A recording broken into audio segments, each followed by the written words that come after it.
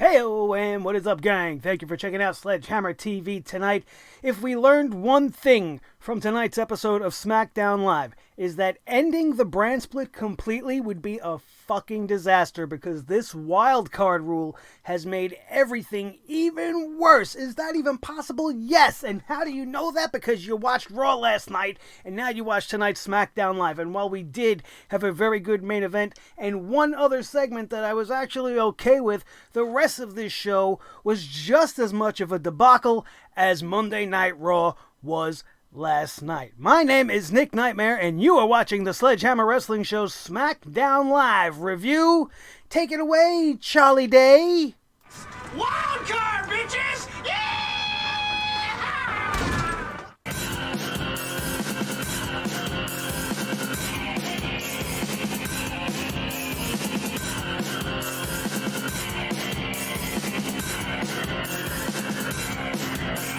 The Sledgehammer Wrestling Show.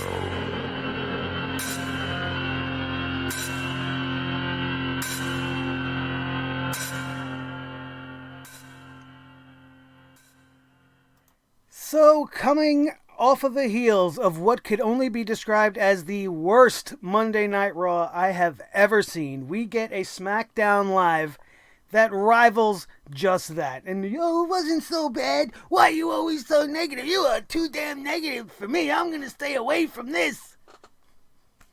How could you be positive about anything that you have seen during this wild card fucking bullshit that we have been subjected to for the last two nights? This makes absolutely no sense. I am still so unclear about how the rules of this actually apply to the shows. It's just going to be fucking random. Whoever they feel like putting on fucking Mondays and Tuesdays is just going to keep shifting people back and forth. I barely have a grasp of who's on what show now. I don't really know. It hasn't really sunk in yet. Like, is Roman permanently going to be on both, since he's the one that instituted this whole thing and made Vince McMahon have this wild card route to begin with? I don't understand. I do not understand. My brain actually hurts from trying to figure all this out, and I don't know what it is they're actually trying to accomplish by doing this. If you're trying to get more ratings, this is not the way to go about it. Shuffling around pieces on a chessboard isn't going to complete the chess game. You have to use strategy. You have to use logic. You have to put the proper pieces in place. You have to make sure the pieces are ready to go. You don't just throw shit at us willy-nilly like this and expect us to just jump on board. Oh, Sami Zayn is going to be on SmackDown Live. You know how fucking bad Monday Night Raw is? Monday Night Raw is so bad that AJ Styles came back to the house that he built, SmackDown Live, only after, 2 weeks, maybe 3 weeks tops, that he's kind of been this Monday Night Raw guy, and says, "Oh, I missed you so much." That's how fucking bad Raw is. This guy was away for 2 weeks. He couldn't wait to get back on SmackDown Live. Are you kidding me? What is the importance of anybody going anywhere if people can just go wherever the fuck they want every week? But I don't want them to dissolve the brand split, because having the same faces on TV 2 nights in a row every week from here on out is just going to lessen everything even more than it already is. There is no importance to anything. Why was it so special for AJ Styles to come back tonight? The announce team acted like he's been gone for fucking 2 years. Oh, AJ's back! Oh my god! He's been gone for a fucking hiccup. Nothing makes any sense on this show. Let's start talking about this piece of crap, because if I'm being honest with you guys, these last 2 nights have made me feel so down as a wrestling fan. They have made me have even less faith in the WWE than I've ever had before. It is reminding me of the WWE circa 1994-95. I'd rather be jumping on board the Lex Express and riding down the road with Lex Luger to fight Yokozuna at SummerSlam right now, instead of this fucking ridiculous road to Money in the Bank that means nothing to anybody. There is no importance placed on anything. Nobody's earning any opportunities. People are just being handed WWE Tag Team Championships. People are being handed entry into the Money in the Bank. What happened to wrestling?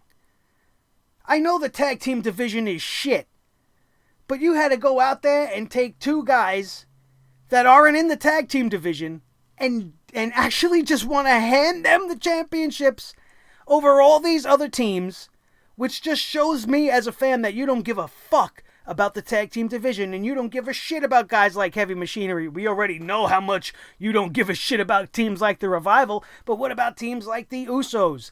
I don't give a shit about the B team, but I would have much rather have seen them come up with a way over the next couple of weeks to have Heavy Machinery and the B team and the fucking Colognes and whatever other garbage tag teams that they're trying to push actually fight for the opportunity to win the vacant tag team championships. Instead, they go about it in WWE fashion, which makes no sense. It looks fucking stupid. It feels stupid. And by having Shane McMahon be the master of the proceedings makes me want to see it even less. And what else makes this one of the worst SmackDowns, Mr. Smart-Ass Smuck Podcast Guy? 2 fucking back-to-back segments led with Shane McMahon. How many different fucking storylines is this guy going to be a part of? He was absolutely necessary to talk about the fucking tag team championships and be a part of that? No. He was absolutely necessary to come out and have some special announcement about Money in the Bank that never was announced. What the fuck was he going to say? Oh, Shane McMahon's coming out with a Money in the Bank announcement. And then the guy fucking comes out and tells us everything we already know. Oh, the superstar that gets the briefcase is going to be able to possibly guarantee... How do you possibly guarantee? It's either guaranteed or it's not. Possibly guaranteed to become a champion. And then The Miz hits the ring.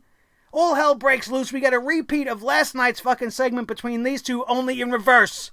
And now Shane McMahon's the guy swinging the chair and hitting The Miz instead of The Miz attacking him by the car last night. It's the same fucking segment, and it's too much Shane McMahon. Too much that just absolutely turned me off about tonight's SmackDown Live. From the KFC Yum Center, I would have much rather went up the fucking road right over here to my KFC and watch them cook fucking chicken. I could have watched them making the batter and putting the pepper in the thing and then putting all the batter on the chicken and you see it all in the flour and then you fucking put it in the fryer and it fizzles up. I would have sat there. I would rather put my face in the fryer. Tonight's episode of SmackDown Live kicks off with AJ Styles making his triumphant return after his lengthy absence to address Vince McMahon and his new fucking wildcard rule. I'm going to be the first guy. I'm going to be the first guy to take advantage of the wildcard rule. No, you're not. That happened yesterday, before the wildcard rule was even in effect. You had Kofi Kingston showing up on Raw. We had everybody on fucking Raw last night that didn't belong there. Roman Reigns. How are you the first, AJ? Oh, I'm the first on SmackDown Live. It's the house that AJ built. Then what is the point of you being on fucking Monday night? I just can't. I don't understand it. He missed SmackDown. I missed y'all so much, y'all. He talks about Vince creating this fucking wildcard rule. If it means you're brave enough and fast enough, you could be one of the 4 superstars to crash a rival brand each week. What does that mean? Brave enough? Why do you gotta be brave to go do your fucking job? You're a pro wrestler. This is a wrestling show. You need to be brave? Why do you need to be fast enough? You need to be able to get out of the arena in time to get to the fucking rental car that's going to take you to the next fucking venue? Why do you got to be fast? Why do you got to be brave to fucking jump brands? The only thing scary about fucking Monday Night Raw is the fact that it's Monday Night Raw. that would keep me away just based off of that. And by the way, everybody, that smell that was in the air that AJ Styles wanted to say was there when Sami Zayn graced us with his presence. The first 2 superstars on SmackDown Live tonight are Monday Night Raw guys. That smell you had in the air was coming from creative. Actually, it was probably coming from Vince McMahon's head. He was probably seeping this odor out of his head because this is the smell created when the fucking wheels are turning in his head because all he creates is fucking trash. Sami Zayn goes off, starts ranting about how he would rather be anywhere else. He's surrounded by Kentucky Fried Hillbillies. That would have been a better name for the fucking Viking Explosion Experience Warrior Raiders. Call them the fucking Kentucky Fried Hillbillies. I'll be all on board that. Give him Hillbilly Jim as a manager. Would be fucking great, wouldn't it? That's exactly the type of shit that I expect from these fucking morons. Are you kidding me? Sami Zayn, in this instance, did not aggravate me as much as he normally did because he did have a purpose. He was going out there to address AJ Styles, not just come out here and blah, blah, wah, wah about the fucking fans and that we don't like him. But this all leads to the champion, Kofi Kingston, coming out. And now we see some of the writing on the wall. In some way or another, this is going to break down into a match before the night's over. You knew it, I knew it, and we're all waiting to see how it's going to go down. And this turns into a triple threat match. It is made by Shane McMahon, tonight's most valuable player, the best in the world at sucking. He makes this matchup for tonight for the WWE Championship. For the second night in a row, Kofi Kingston will be defending the title in the main event on the show. But tonight, he's fighting against two Raw guys. So how does that make sense? AJ Styles is already in line for a Universal Championship match against Seth Rollins. So why would you even bother doing that? You're not going to give AJ Styles the championship and make him bring it back to Raw. Sami Zayn subsequently has done absolutely fucking nothing since coming back to deserve a championship match. Has he even had a fucking match yet? His first match back is an opportunity to win the WWE Heavyweight Championship? How does that make sense to anybody? I don't get it. It didn't make any fucking sense, as everything that we talk about from last night. Nothing makes sense. Just like the fact that Shane McMahon's going to come out later on tonight and announce new tag team champions. So they had to announce that, and he's going to just announce them. And this put me into a fucking mood right off the bat. Then we get a pre-recorded video from Kevin Owens talking about that it's his birthday. Happy birthday, Kevin Owens. I hope that you get something better than being an employee of the WWE for your birthday next year. He was mad that he didn't open tonight's show as advertised. I don't remember seeing that advertised. But he got to the arena. He did not want to put up with the crap on his birthday, so he's headed back home. That's what we were told, and that was the end of it. Kevin Owens' segment was over. We go to the ring, and out comes Ali. And then we go to commercial, because WWE littered these last two episodes with commercials even more so, and in some of the worst spots, some of the worst commercial placement I have ever seen. Just definitely taking you out of the show at every chance that they could by having to show you fucking Todd Chrisley and Ms. and Mrs. and all these fucking commercials for all the shit that they're shilling you.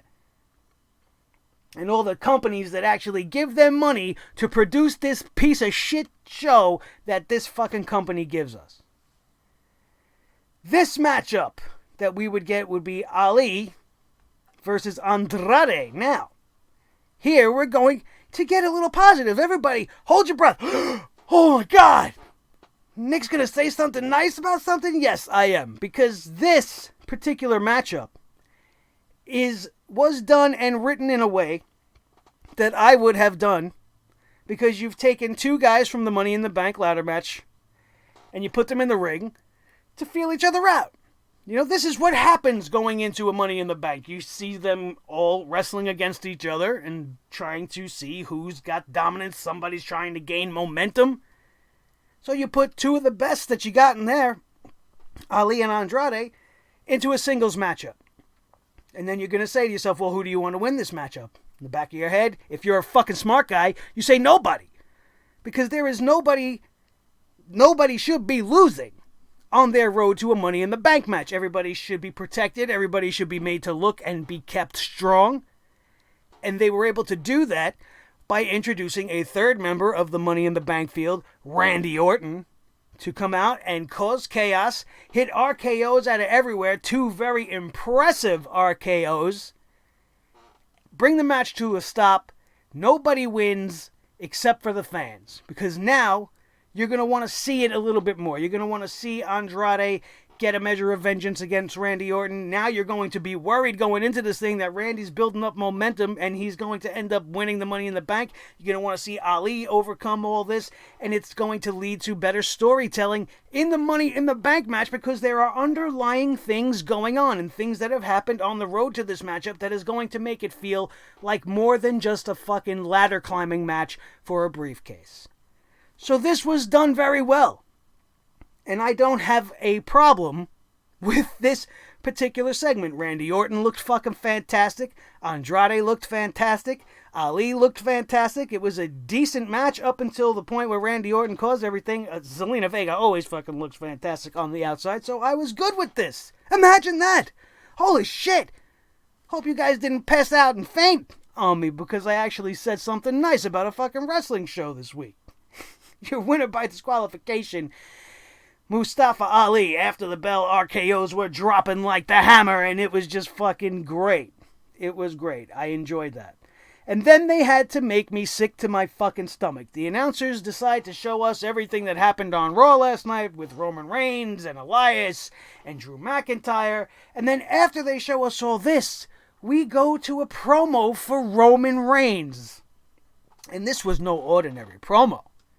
This was top of the line.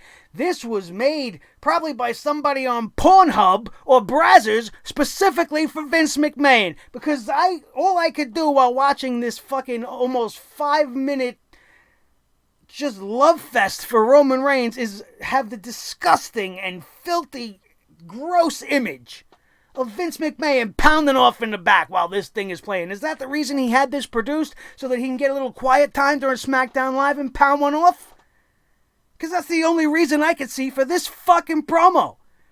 Why are you highlighting 9 years of failure? Well, let's be fair. It's not 9 years of failure. His first 2 or 3 years with the Shield were pretty successful. It put him in the position that he's in now, which is a negative if you ask me. But 5 or 6 years of failure is what we were looking at. And all for what? All for what? Are we supposed to be even more on board for Roman Reigns? Because I'm not back on board with Roman Reigns. We've highlighted multiple times since he's come back everything wrong with the character. Why he is still stale and boring and just go away type superstar. And now you're showing us just how much you love him. Why don't you take him and shove him down our throats a little bit harder? Because I'm starting to feel like I might actually be getting air. And now you want to choke me with more of this fucking Roman Reigns shit. Showing him in fucking Florida Championship Wrestling. Of course, I gotta bring up the battle with the leukemia and everything that he's going through and how this is his yard now on SmackDown Live. But why? Why are we showing a Life and Times video package of Roman Reigns? Was it that important? Did it accomplish anything? Was there a secret hidden message in there like Bray Wyatt's been littering in his promos throughout the last few years? What the fuck, man? Why? To waste my fucking time, that's why. And to give me a reason to regurgitate my dinner. Full velocity right into the toilet.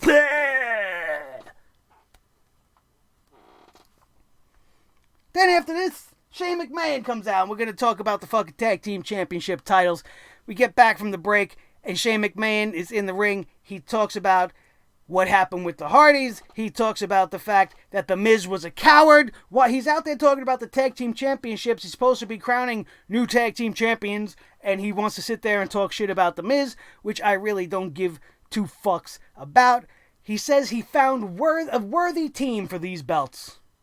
He's found a worthy team, and he is about to award the SmackDown Live Tag Team Championships to Eric Rowan and Daniel Bryan.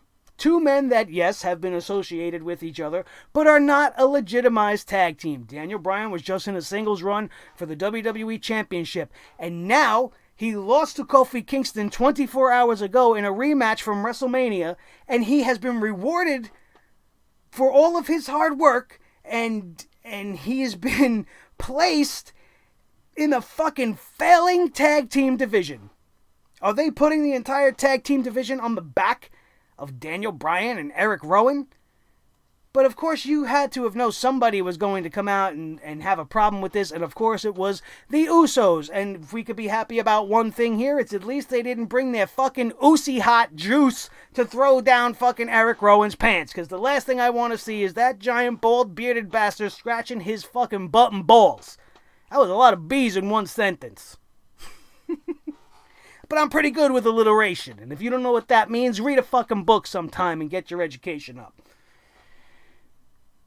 The Usos come out, they make fucking issue of it, and one thing, if I'm Daniel Bryan or Eric Rowan, or if the Usos are ever in my face with me and a buddy, or me and you, or standing on a corner, we're talking wrestling, and any couple of fucking morons come up to me and go, hey, look at these guys, and call me Ren and Stimpy, or you call me Beavis and Butthead, or SpongeBob and Patrick, that's not a fucking insult.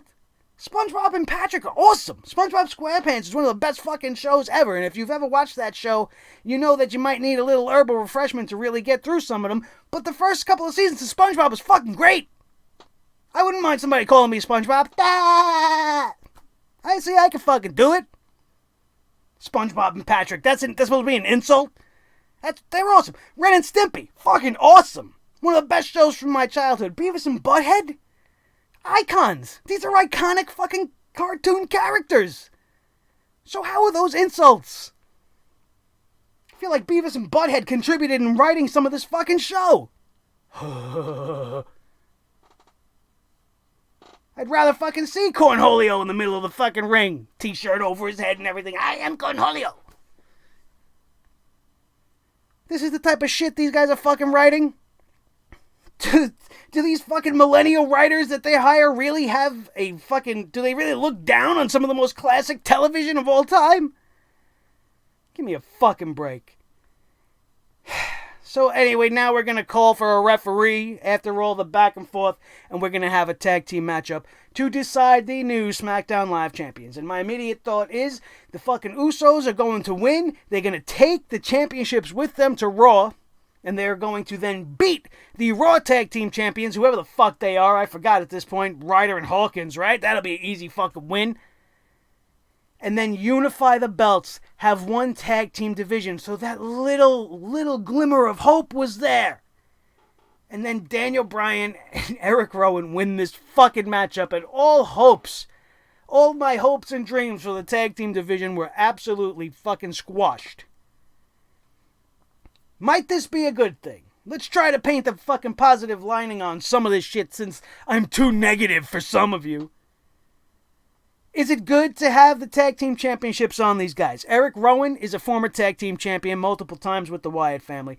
Daniel Bryan is one of the hottest heels going today. He's great on the mic. He's become the planet's tag team champions with his recycle buddy. And it could be good. It would be good even if they decided to do as we all wanted, to merge the divisions and they were the top team in the division. It would be good because they would have a multitude of legitimate tag teams. Not that any of them are really any good, but they're at least teams and have been teams for years. And go through them and build up the division and build up the belts on the back of Bryan and Rowan, and it would fucking work so that finally when Heavy Machinery or somebody take it from them, it'll feel like an accomplishment. But that's not what we're going to get. So don't get your fucking hopes up. So we're still going to have two tag team divisions. And who on fucking SmackDown Live is going to challenge them? There's only one choice. There's only one choice. They only got one fucking team that fits the bill. And they showed them to you tonight in Heavy Machinery. You want to see Daniel Bryan and fucking Rowan versus Rusev and Shinsuke? No. You want to see them versus the B Team? No. The Colognes? No. Who the fuck else is there? They're just going to keep pairing people up and throwing them at them? What else does SmackDown have? Raw's got anybody worth a damn in the tag team division. So while it does have some upside, overall, just based off of the lack of competition in the SmackDown tag team division, it's not going to fucking make a lick of difference. We get a pre-recorded video from Finn Balor, who's at home in Ireland, talking about how he's going to win the Money in the Bank. and be a dual champion. I guess that's going to be the new thing around town. Everybody's going to want to be fucking 2 belts. He's going to be Balor 2 belts. Brocky 2 belts. Becky 2 belts. You know, WWE, once they get something and they think it's good, oh, you better get ready because it's coming on your fucking head harder than I bring down the hammer. The tag team matchup itself was very good. I mean, you're talking about the Usos, you're talking about Daniel Bryan, 3 top-tier talents. Eric Rowan definitely has proven to be something in the WWE. The only thing that bothers me is the fact that fucking Luke Harper is on the outside looking in, and he was the probably most talented Wyatt family member outside of the leader, Bray Wyatt. Luke Harper was better than Braun Strowman. He's way better than Eric Rowan, but he's the one that got the shit end of the stick. And now Eric Rowan's being given a championship again for doing literally nothing but standing next to Daniel Bryan for a couple of weeks. So there is always 2 sides to every fucking tale, you guys, and there's never all just fucking wine and roses. And that's not what we do here. We're not here to fucking sniff roses and drink cocktails and tell you all how WWE did a great job tonight. We don't stroke the cock of Vince McMahon on this show. It's not what we do here. We ain't about the positive. If this show was great, then I wouldn't need to be sitting here telling you everything wrong with SmackDown Live. We see the Firefly Funhouse segment again from last night. I don't even want to talk about it again. I'm getting sick of it. I just need to see where it ends. They're going to drag this on and on and on. Once we get to its conclusion, I will finally give you guys my real opinion on the Firefly Funhouse. Because to me, we're just getting the same thing every week. He comes out on his Mr. Rogers set. He's going to say some friggin' weird things. The puppets are going to talk. And then we're going to go on to next week. All we gotta do is let him in. Well, I already let you in. So do something. Shane McMahon's back in the ring because we didn't get to see enough of him fucking tonight. And has his Money in the Bank announcement. And instead, we don't hear no fucking announcement. He just gets jumped by The Miz. The Miz gets attacked by the B-Team. The former Miztourage coming out to help Shane McMahon. Don't really get the job done. The Miz eventually fights them both off, but Shane McMahon comes from behind, attacking the Miz with a steel chair, wailing him with it 2 times before his music hits and the segment is over. Daniel Bryan and Eric Rowan are walking backstage with their newly won championships, and Heavy Machinery stops to say congratulations. Tucker and Otis look like a pretty good fight for these 2 guys. And actually, if I'm looking at this thing, I would be very interested to see Daniel Bryan fight either one of these guys. And I just think he would have fun with an opponent like Otis. You see a Daniel Bryan versus Otis in the ring, it would probably be pretty entertaining while still maintaining wrestling and not just being all fucking jokes and gags. But that remains to be seen. If they are the ones that are going to be placed first in the path of the new champions, then fine. The Planet's Tag Team Champions, I'll be okay with that. Hopefully they don't fuck it up. The way they fuck up the women's division to the point where I really could care less about anything that's going on. Ember Moon and Carmella versus Sonya Deville and Mandy Rose, which went on for about 3 minutes, 4 minutes, not including the commercial break. But they did the picture-in-picture for commercial break, so that we could see Mandy Rose and Sonya Deville make their entrance. But if we're in the commercial break, you can't hear the music, you can't hear Corey Graves jerking off all over himself, you can't hear any of the things that we should be hearing. Why are we even showing them? You didn't care to show the fucking Raw Tag Team Champions last night walk out to the ring. We got to see Mandy Rose and Sonya Deville walk out to the ring? Anyway, this match was very inconsequential. Ember Moon, the most talented woman in that ring tonight. Someone that went toe-to-toe with Asuka at NXT TakeOver and tore down the house. Someone with a capability through the roof gets pinned by Mandy Rose. And all I can say is at least it wasn't Sonya Deville. Because Sonya Deville is the I'm sorry, I said that backwards. Mandy Rose is the lesser of the two evils when talking about that. Mandy Rose has made some sort of progress, but I just hate everything about the packaging of this girl. I don't give a shit about that blonde bombshell character. We got 9,000 fucking blondes on the roster. I could care less about the Golden Goddess in the ring with the War Goddess, and then Alexa Bliss is the goddess, and just give me a fucking break. We got 9,000 queens, 200 goddesses, and a fucking sky pirate. Fucking women's division is a disaster. And this match wrapped up quickly. Sonya and Mandy get the win. And then Paige comes out again, and she has an announcement for you. I hate Paige with Kairi Sane and Asuka. It feels like an assault on my eyes. It just doesn't fit. It malfunctions my brain a little bit. Like, I don't understand the purpose behind it. Are they friends backstage? Is there some sort of a story that you're not cluing us in on? Because I don't get it. And it don't look good. And if she's just there to be the mouthpiece for the two Asian girls, you could have picked literally a million people better than Paige. The former general manager now turned just into a manager of a team that, I mean, it's apples and fucking oranges, man. A goth chick from Britain managing two women from Japan, with no explanation behind it other than, oh, well, I've moved on. You're old news, baby girl. The fuck out of here. All to announce they're going to have a match next week. Mandy Rose and Sonya Deville versus Asuka and Kairi Sane, and I already don't care. We see Matt Hardy backstage talking about Jeff Hardy's getting better. He's going to be back and better than ever. And then you got R-Truth. R-Truth, always one of my favorite guys. And they made him look like a dumbass tonight. I don't know if maybe he is supposed to be selling the fact that he had his fucking brains beat out by Lars Sullivan. But he comes to tell Matt Hardy, I have to tell you something, man. And then he forgot. He's like, oh, I forgot. And then what would come next would be about 30 to 45 seconds of some of the worst acting I have ever seen. All to have Lars Sullivan in the back. He's here. And everybody stood there. R-Truth stood there. Legitimately.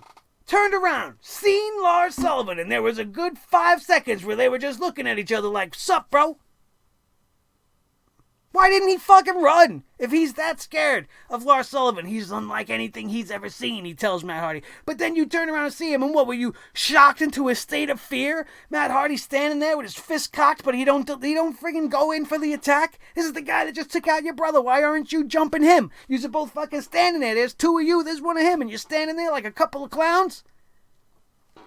I haven't been this fired up for SmackDown Live reviews in a long time, and these last fucking couple of weeks since the shakeup leading into this Wildcard, bitches, is just bringing out the worst in me. And I hope it's entertaining to all of you. Because if it's not, then why the hell are we all here, right?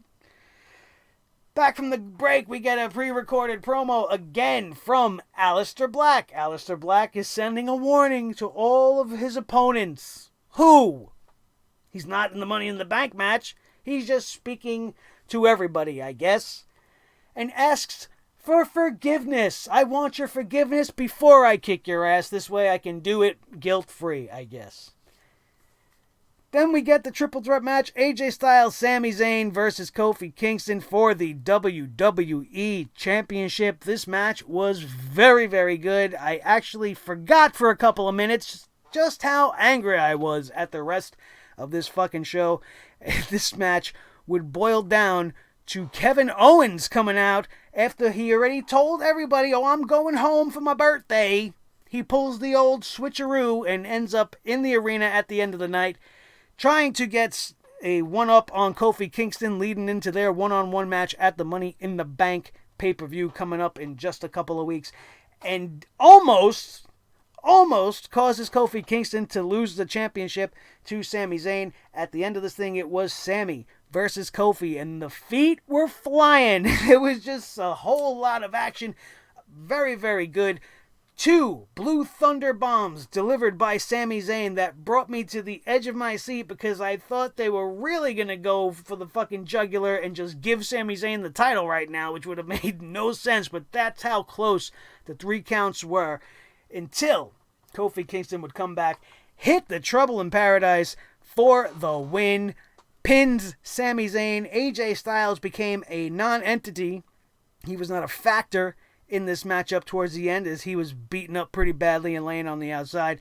After the match, Kofi Kingston is celebrating with Xavier Woods, who was accompanied him at ringside. He definitely felt some of the damage of Kevin Owens as well. And then, Kofi Kingston would be approached immediately after the match by Kayla Braxton. I hate when they do this.